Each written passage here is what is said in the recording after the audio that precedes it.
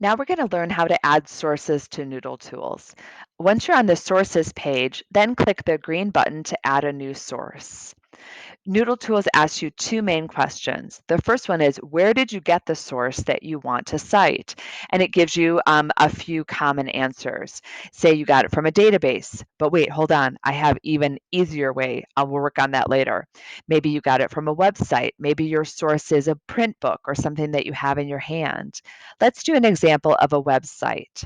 So the second question that NoodleTools asks is, what is this thing that you got off of a website? Is it a court case? Is it an email? Is it a newspaper article? A lot of times what students cite is really a web page from a website.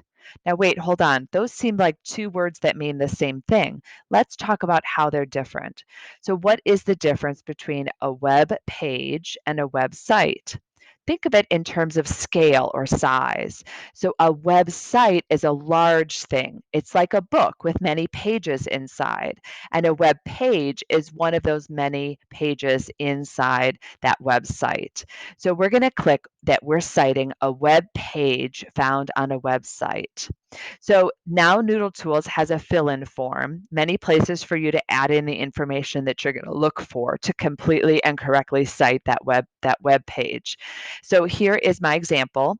I have found this page about how to travel during a world pandemic, and we are going to use this as our example. So the first thing I'm going to copy is the URL. It's the first thing that they ask for.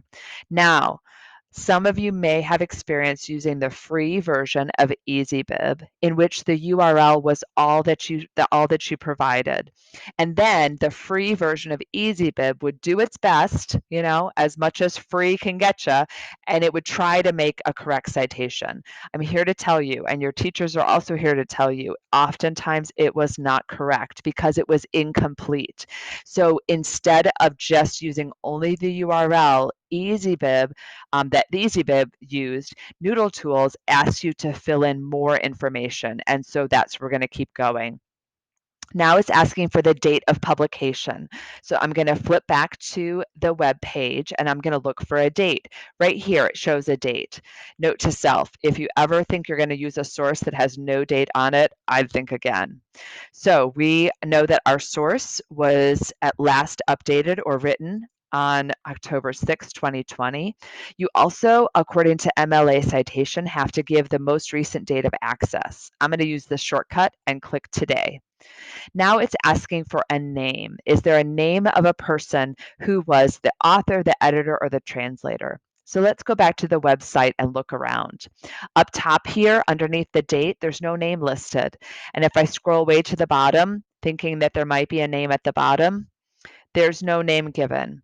So that doesn't surprise me really because a lot of times a web page is written as it's referencing the whole group that is providing that information. So don't worry if you can't find a person's name. It's okay to leave that blank.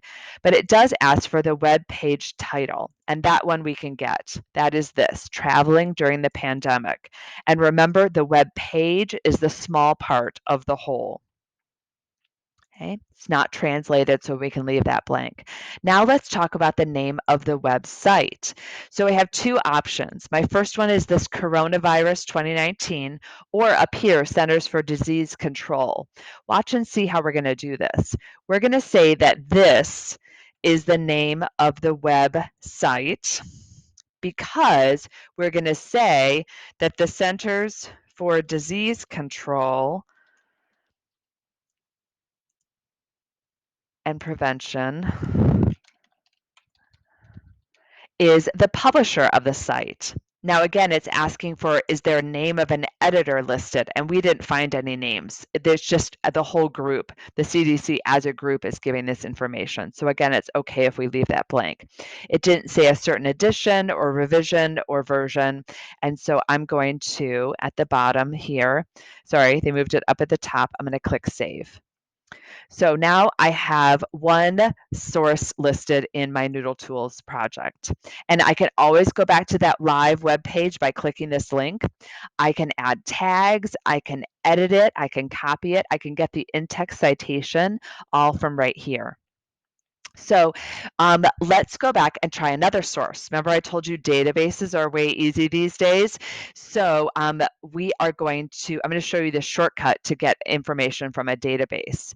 So if we're in a library database like this one, Global Issues in Context, and I find another great article about the world pandemic and the growing social inequalities, I want to cite this source into my NoodleTools account.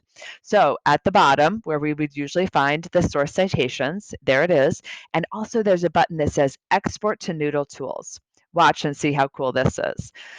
When you click that button, NoodleTools says, okay, this is what we're going to bring in, and you can change it if you feel the need. Down here, you're going to choose which NoodleTools project it's going to go into. When you import the references, you get a green notification that said that it imported correctly. I go back to NoodleTools and I refresh my screen, and now it's going to bring in a second source right here. It's already put them in alphabetical order as well. Plus, I can always go back to that live web page. I can add tags, I can edit, I can do all sorts of things. If I'm ready to turn in a works cited, under this print export, I can print export to Google Docs, and NoodleTools will create the works cited page for you and handle all the very special formatting that it needs. So I hope you find that using NoodleTools is a great way to keep track of all of your sources.